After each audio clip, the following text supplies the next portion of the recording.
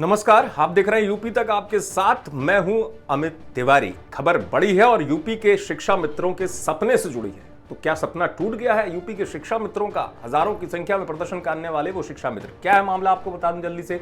Supreme court ने दरअसल high court के उस फैसले को इस मामले में बरकरार रख दिया जिसमें कट ऑफ को लेकर मसला था, इनकी नियुक्तियों को लेकर मसला था। 60 से 65% के कट ऑफ को जारी रखने की बात कही है। 60-65% कट ऑफ क्या है जल्दी से आपको बता दूं। ये है कि सामान्य वर्ग के जो लोग जिन्होंने परीक्षा दी थी उनके लिए 65% था कट ऑफ, और जो आरक्षित वर्ग है उसके लिए 60% था। अब ये कहानी कैसे शुरू हुई मैं आपको ये भी जल्दी से बताता हूं। शिक्षा मित्रों की लड़ाई है क्या ये। दिसंबर 2018 में इन पदों के लिए जो करीबन 69,000 पद थे, इनके लिए निकाली गई थी परीक्षा, और परीक्षा हुई जनवरी 2019 में। उस परीक्षा में ये कहा गया था कि अगर 150 अंकों की परीक्षा है तो 97 आना चाहिए सामान्य वर्ग के, 90 होना चाहिए आरक्षित वर्ग के। तो चलिए ये मामला सामने हो गया। इसके बाद जो कट ऑफ की बात निकलकर सामने आई, वो कट ऑफ ये हो गया जो 40 और 45 के बीच में था। वो कट ऑफ था कि 45 सामान्य के लिए, 40 आरक्षित वर्ग के लिए। कट ऑफ को लेकर बाद में सामान्य वर्ग के लिए ये जो कट ऑफ है बढ़ा दिया गया सरकार की तरफ से। ये सहायक प्राध्यापकों के लिए, दो चीजें अलग अलग समझिए।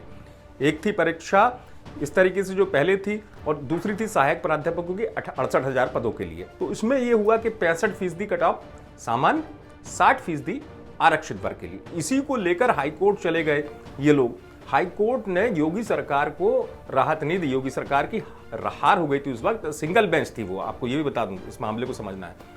सरकार की तरफ से इसको डबल बेंच में फिर अपील लगाई गई योगी सरकार की तरफ से कि जो कट ऑफ का आंकड़ा सरकार का उसको बरकरार रखा जाए। वहां हाईकोर्ट की जो डबल बेंच है, उससे पहले शिक्षा मित्र पर लाठी भी चली थी यूपी में, जमकर लखनऊ में लाठियां भांजी गई थी, ये भी आपको याद होगा।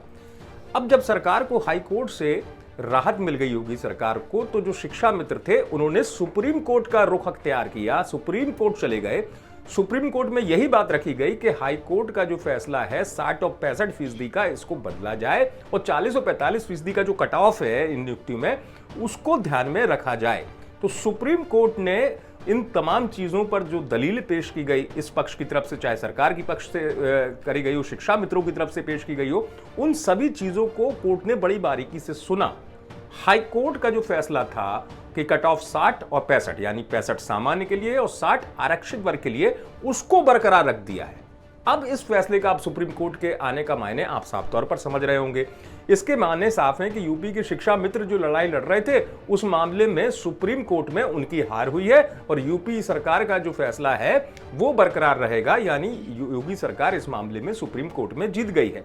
अब देखने वाली बात यह होगी कि सरकार को मिली जीत के बाद आगे शिक्षा मित्रों की लड़ाई किस तरह होगी, किस तरीके का रास्ता बनता हुआ नजर आता है। लेकिन अहम खबर को देखने के लिए आप जरूर देखते रहें यूपी तक।